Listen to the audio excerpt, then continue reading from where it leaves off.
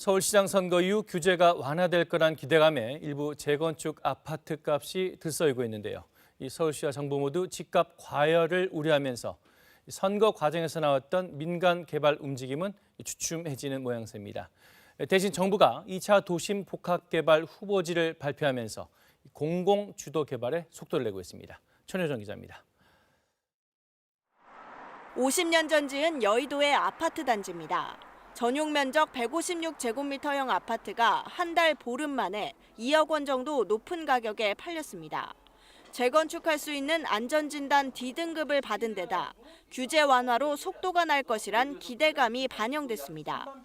한 15%, 20%까지 오른 상태고 재건축에 대한 기대감이 더 한껏 올라갔기 때문에 물건들은 사실상 많이 나오지는 않은 상태고요.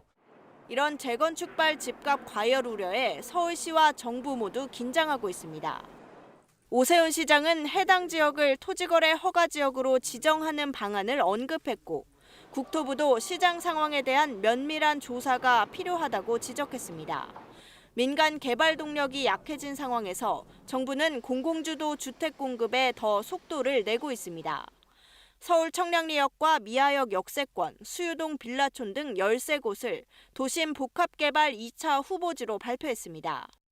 민간 개발과 비교해 용적률이 50%포인트 넘게 높아져 토지주의 수익률도 더 좋아진다는 당근책을 제시했습니다. 가능한 범위 내에서 토지주에게 최고 수익률을 보장하는 등 국토부와 지자체의 지원을 집중해 나갈 계획입니다.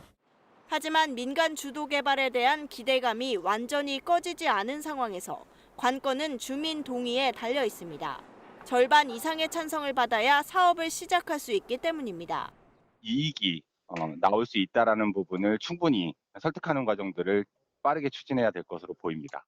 LH 투기 사태로 촉발된 공공주도 공급에 대한 불신을 얼마나 해소할 수 있을지도 사업 추진의 변수가 될 수 있습니다.